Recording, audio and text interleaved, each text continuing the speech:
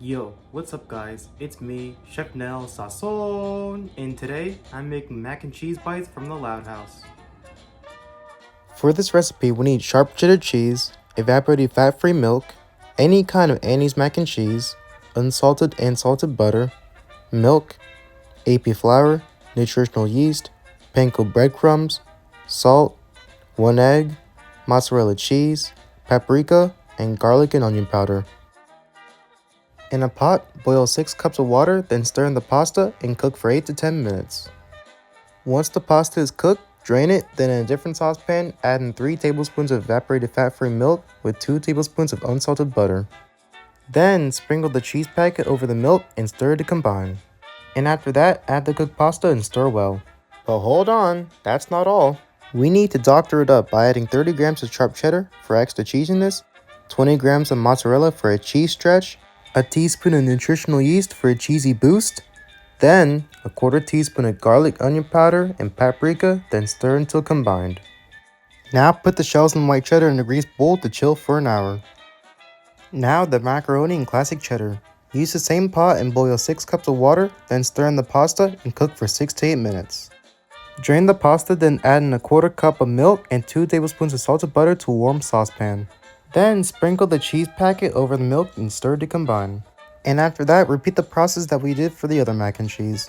The one thing I forgot to mention earlier is about the salt. For both mac and cheeses, add as much or as little salt as you want to have the right taste. It's all about eyeballing from here. The majority of dishes that you see, more likely they're going to have salt and pepper in it.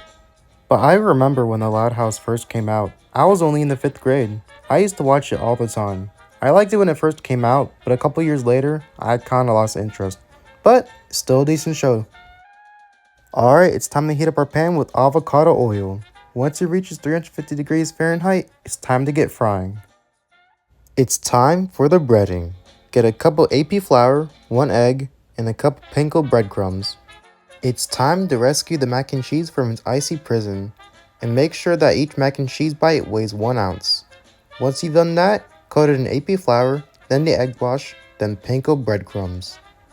Once you've rolled these into balls, it's time for the mac and cheese bites to swim in the oil until they're golden brown. Now that the mac and cheese bites are done taking a dip, it's time for them to relax for 5 to 10 minutes and drain the oil.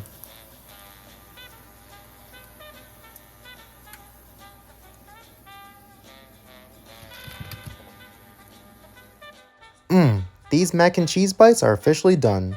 And if you're wondering how to say mac and cheese bites in Spanish, it's bocatitos de macarrones con queso.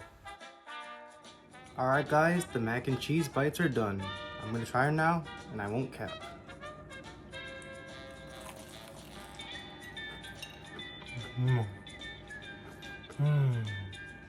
Mac and cheese bites. I have no words right now.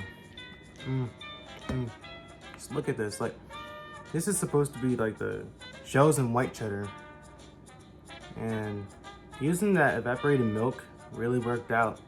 I can taste the garlic, I can taste the paprika, onion powder. Yeah. And for this I used unsalted butter, and that was actually pretty good. Yeah, for the shells and white cheddar, always use unsalted butter. But because the thing is, it doesn't really need more salt or anything like that. I barely even put salt in this. The shredded mozzarella really gave it like that nice cheese pull in the inside a little bit. You can't really see it, but yeah, when I was mixing it around, like, it really gave it that pull. And then that shredded cheddar was a whole different story. It really gave it like a nice color, you know? But texture-wise, this is good. All right, now I gotta try the macaroni and classic cheddar. All right, let's see how this tastes.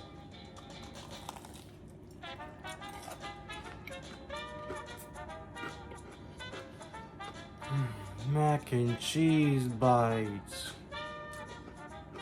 Honestly, I like these ones better.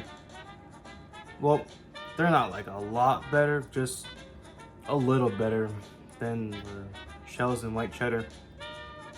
Only because, like, I don't know, this is just my opinion, but I actually like shredded cheddar better than white cheddar.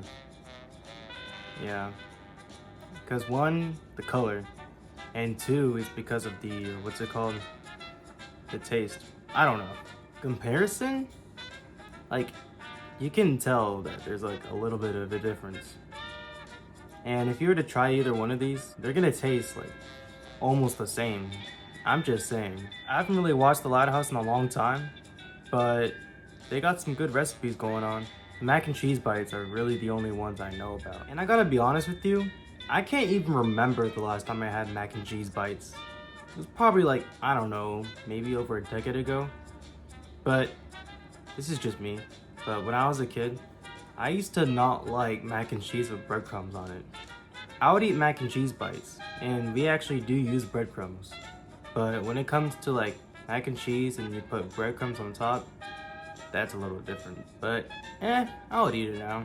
My taste buds have kind of changed. But I'm telling you guys right now, using the nutritional yeast and avocado oil for these mac and cheese bites really made these mac and cheese bites really healthy, you know? I mean, nutritional yeast, that's usually for like vegan food.